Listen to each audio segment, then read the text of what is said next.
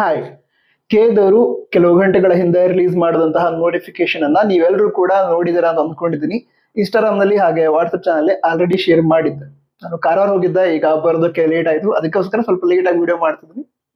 Okay, ಸಾರಿ.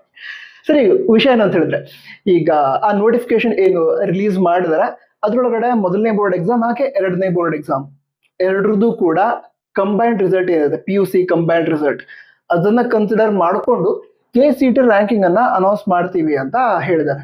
ನಂತರ ನಿನ್ನೆ ಒಂದು ವಿಡಿಯೋನ ಅಪ್ಲೋಡ್ ಮಾಡಿದಾಗ ಅದ್ರ ಕನ್ಸಿಡರ್ ಮಾಡ್ತಾರೆ ಅಂತ ನಾನು ನಿನ್ನೆ ವಿಡಿಯೋನ ಮಾಡಿದ್ದೆ. ಡೋಂಟ್ ವರಿ, ಟೆನ್ಷನ್ ತಗೋಬೇಡಿ, ಕನ್ಸಿಡರ್ ಮಾಡ್ತಾರೆ ಎರಡನೇ ಬೋರ್ಡ್ ಎಕ್ಸಾಮ್ ನ ರಿಸಲ್ಟ್ ಬಂದ ನಂತರ ಅಂತ ವಿಡಿಯೋನ ಮಾಡಿದ್ದೆ. ಅದ್ರ ಕಮೆಂಟ್ ಬಾಕ್ಸ್ ಅಲ್ಲಿ ಕಮೆಂಟ್ ಮಾಡಿದ್ರಿ, ಫಸ್ಟ್ ರೌಂಡ್ ಇಂದಾನೆ ಕನ್ಸಿಡರ್ ಮಾಡ್ತಾರ ಅಂತ.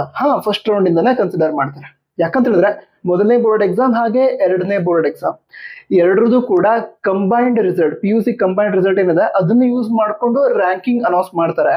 ರ್ಯಾಂಕ್ ಅನೌನ್ಸ್ ಆದ ನಂತರ ಕೌನ್ಸಿಲಿಂಗ್ ರೌಂಡ್ ಸ್ಟಾರ್ಟ್ ಆಗುತ್ತೆ. ಸೊ ರ್ಯಾಂಕಿಂಗ್ ಅನ್ನ ಎರಡರದ್ದು ಕನ್ಸಿಡರ್ ಮಾಡಿ ಅನೌನ್ಸ್ ಮಾಡಿರೋದ್ರಿಂದ ಅದರ ನಂತರ ಕೌನ್ಸಿಲಿಂಗ್ ಸ್ಟಾರ್ಟ್ ಆಗೋದ್ರಿಂದ ಫಸ್ಟ್ ರೌಂಡ್ ಇಂದಾನೆ ನೀವು ರ್ಯಾಂಕ್ ಅನ್ನ ಪಡೆದುಕೊಂಡು ಮುಂದೆ ಕಂಟಿನ್ಯೂ ಮಾಡಬಹುದು. ನಂತರ ಮತ್ತೊಂದು ಕ್ವಶನ್ ಕೂಡ ಕೇಳಿದ್ರಿ, ಈಗ ಸಬ್ಜೆಕ್ಟ್ ವೈಸ್ ಹೈಯೆಸ್ಟ್ ಮಾರ್ಕ್ಸ್ ಅನ್ನ ಕನ್ಸಿಡರ್ ಮಾಡ್ತಾರ ಅಂತ. ಹೌದು, ಅಂದ್ರೆ ಈಗ ಮೊದಲನೇ ಬೋರ್ಡ್ ಎಕ್ಸಾಮ್ ಹಾಗೆ ಎರಡನೇ ಬೋರ್ಡ್ ಎಕ್ಸಾಮ್ ನ ರಿಸಲ್ಟ್ ಅನೌನ್ಸ್ ಆದ ನಂತರ ಕಂಬೈನ್ಡ್ ರಿಸಲ್ಟ್ ಅಂತ ಕೊಡ್ತಾರೆ. ಕಂಬೈನ್ಡ್ ರಿಸಲ್ಟ್ ಅಂತ ಹೇಳಿದ್ರೆ ಸಬ್ಜೆಕ್ಟ್ ವೈಸ್ ಹೈಯೆಸ್ಟ್ ಬಂದಿರುವಂತಹ ಮಾರ್ಕ್ಸ್ ಅನ್ನ ಕೊಟ್ಟಿರ್ತಾರೆ. ಸೊ ಆ ಕಂಬೈನ್ಡ್ ರಿಸಲ್ಟ್ ಏನಿದೆ, ಸಬ್ಜೆಕ್ಟ್ ವೈಸ್ ಹೈಯೆಸ್ಟ್ ಬಂದಿರುವಂತಹ ಮಾರ್ಕ್ಸ್, ಅದನ್ನ ಕನ್ಸಿಡರ್ ಮಾಡಿ KCET ರ್ಯಾಂಕಿಂಗ್ ಅನ್ನ ಅನೌನ್ಸ್ ಮಾಡ್ತಾರೆ.